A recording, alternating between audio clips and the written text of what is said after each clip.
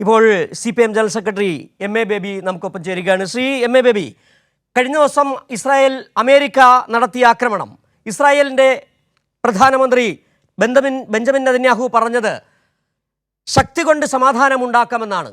എങ്ങനെയാണ് ശക്തി കൊണ്ട് സമാധാനമുണ്ടാക്കുക, യുദ്ധം കൊണ്ട് സമാധാനമുണ്ടാക്കുക എന്നുള്ള വലിയ വിരോധാഭാസം, വലിയ ചോദ്യം ഇവിടെ ഉയരുകയാണ്. ഇവിടെ ഇറാൻ എടുത്തിരിക്കുന്ന നിലപാട് വളരെ ശരിയാണ്. നിങ്ങൾ ആദ്യം ഇസ്രായേലും അമേരിക്കയും ആക്രമണം നിർത്തൂ, പിന്നീട് ചർച്ചയാകാം എന്ന് പറയുന്നു. ഇറാൻ ന്യായമാണ് പറയുന്നത്, ഇസ്രായേലും അമേരിക്കയും പറയുന്നത് അന്യായമാണ് കാട്ടിക്കൊണ്ടിരിക്കുന്നത്. ഇവിടെ ഏറ്റവും ശ്രദ്ധേയമായ കാര്യം, അമേരിക്കയുടെ രഹസ്യാന്വേഷണ വിഭാഗം നൽകിയ റിപ്പോർട്ടുണ്ട് അമേരിക്കയുടെ സെനറ്റ് കമ്മിറ്റിക്ക് മുമ്പാകെ. ആ റിപ്പോർട്ട് അനുസരിച്ച് ഇപ്പോൾ ന്യൂക്ലിയർ ആയുധവൽക്കരണം ഇറാൻ നടത്തിയതായി യാതൊരു തെളിവ് സ്ഥാപിക്കാനും ഇറാനിലെ എണ്ണ സമ്പത്തും മധ്യേഷ്യയിലെ രാഷ്ട്രതന്ത്രവും ഒക്കെ തങ്ങൾക്ക് അനുകൂലമാക്കി തീർക്കാൻ വേണ്ടി, ലോകത്തെ പ്രകൃതി വിഭവങ്ങൾ മുഴുവൻ കൈയടക്കാൻ വേണ്ടിയിട്ടുള്ള സാമ്രാജ്യത്വത്തിന്റെ ലാഭക്കുതിയാണ്, ലോകത്ത് ആയുധക്കച്ചവടം വർദ്ധിപ്പിക്കാനുള്ള അമേരിക്കയുടെ ലാഭക്കുതിയാണ്, രാഷ്ട്രീയമായി ലോകത്തെ നിയന്ത്രണത്തിൽ നിർത്താനുള്ള അമേരിക്കൻ സാമ്രാജ്യത്വത്തിന്റെ നീക്കത്തിന്റെ ഭാഗമാണ് ഇറാനുമേൽ ഇപ്പോൾ നടത്തിയിട്ടുള്ള ഈ ആക്രമണം. പണ്ട് ഇറാഖിന് നേരെ ആക്രമണം നടത്തി ഇറാഖിന്റെ കൈവശം വെപ്പൺസ് ഓഫ് മാസ് ഡിസ്ട്രക്ഷൻ ഉണ്ട്, ലോകത്ത് വൻ നാശനഷ്ടം വിതയ്ക്കാൻ കഴിയുന്ന ആണവായുധങ്ങളോ രാസായുധങ്ങളോ ഒക്കെ ഇറാഖിന്റെ കയ്യിലുണ്ടെന്ന് ആരോപിച്ചുകൊണ്ടാണ് ഇറാഖിനെ ആക്രമിച്ച് നശിപ്പിച്ചപ്പോൾ അവരുടെ കയ്യിൽ അത്തരം ആയുധം വല്ലതും ഉണ്ടായിരുന്നെങ്കിൽ അത് അവരെ അമേരിക്കക്കെതിരായിട്ട് പ്രയോഗിക്കുമായിരുന്നല്ലോ.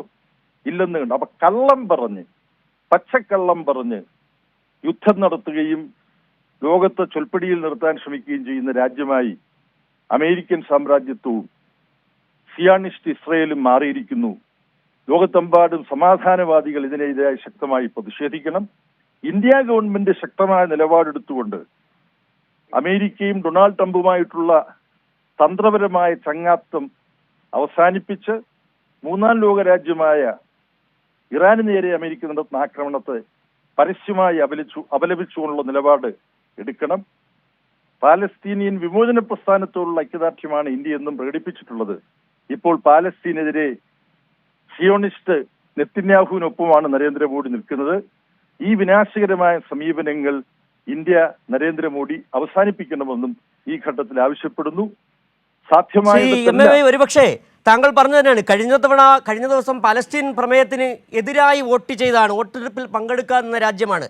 നിലപാട് മോദി വ്യക്തമാക്കിക്കൊണ്ടിരിക്കുകയും ചെയ്യുന്നു. താങ്കൾ നേരത്തെ സൂചിപ്പിച്ച ഒരു കാര്യം കൂടി ഒന്നുകൂടി വിശദമാക്കിയാൽ നന്നായിരുന്നു. അതായത് ഈ ഇറാഖിൽ ആണവായുധങ്ങളുണ്ടെന്ന് പറഞ്ഞ് ഇറാഖിൽ ആക്രമണം നടത്തി, ലിബിയയെ നശിപ്പിച്ചു, അഫ്ഗാനിസ്ഥാനിൽ ഇടപെട്ടു, അൽ ഖയ്ദയെ വളർത്തി, ഒസാമ ബിൻ ലാദനെ വളർത്തി, സമാനമായി ഇറാൻ എന്ന് പറയുന്ന രാഷ്ട്രത്തെ കൂടി നശിപ്പിക്കാൻ ഒരുപക്ഷെ എനിക്ക് തോന്നുന്നു അവിടെ അമേരിക്കയിൽ ഷെയിൽ ഗ്യാസിൻ്റെ ശേഷി സംഭരണം കുറഞ്ഞിട്ടുണ്ടെന്ന് തോന്നുന്നു.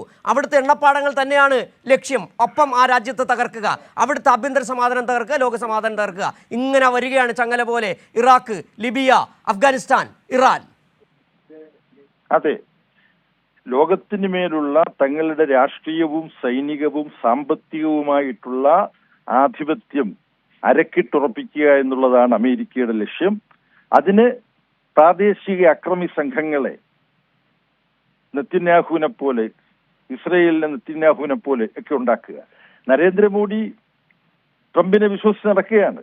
പക്ഷെ ട്രംപ് പാകിസ്ഥാനിലെ സൈനിക തലവനെ വിളിച്ച് ഭക്ഷണം കൊടുത്തിട്ട് ഒപ്പം ഭക്ഷണത്തിന് ചേരാനാണ് നരേന്ദ്രമോദിയെ ക്ഷണിച്ചത്. അപ്പോൾ ഒരു തൊടിന്യായം പറഞ്ഞ നരേന്ദ്രമോദി അതിൽ നിന്ന് ഒഴിവായി. അമേരിക്കൻ സാമ്രാജ്യത്വത്തിന്റെ ശൃഗാല തന്ത്രങ്ങൾ എന്താണെന്ന് ലോകം മനസ്സിലാക്കിയിട്ടുള്ളതാണ്. ബംഗ്ലാദേശ് വിമോചനത്തിന്റെ നാളുകളിൽ ഇന്ത്യയെ ഭീഷണിപ്പെടുത്താനും ബംഗ്ലാദേശ് വിമോചനം അട്ടിമറിക്കാനും 7ാം കപ്പൽപ്പടയെ ന്യൂക്ലിയർ ആയുധങ്ങളുമായി 7ാം കപ്പൽപ്പടയെ ഇന്ത്യയിലേക്ക് അയച്ച കൂട്ടരാണ് അമേരിക്കൻ സാമ്രാജ്യത്വം. ഇന്ത്യൻ മഹാസമുദ്രത്തിൽ ദിഗോഗാർഷിയിൽ ഇപ്പോൾ അമേരിക്കയ്ക്ക് ആണവായുധങ്ങൾ ഉൾപ്പെടെയുള്ള സൈനിക താവളമുണ്ട് ഇന്ത്യൻ മഹാസമുദ്രത്തിൽ. അതിനെക്കുറിച്ച് ആരും ഒന്നും മിണ്ടുന്നില്ല. അപ്പൊ ഇറാന് നേരെയുള്ള ഈ ആക്രമണം അമേരിക്കയുടെയും സാമ്രാജ്യത്വത്തിന്റെയും ലോകാധിപത്യത്തിനുള്ള മറ്റൊരു നീക്കമാണ്. അതിനെ സർവശക്തിയും ഉപയോഗിച്ച് നമ്മൾ ജനങ്ങൾ, സമാധാനവാദികൾ എതിർക്കണം. ഈ യുദ്ധം ആളിപ്പടർന്നാൽ ലോക സമ്പദ്ഘടനയെ അത് പ്രതികൂലമായി ബാധിക്കും. എണ്ണവില ഉയരും.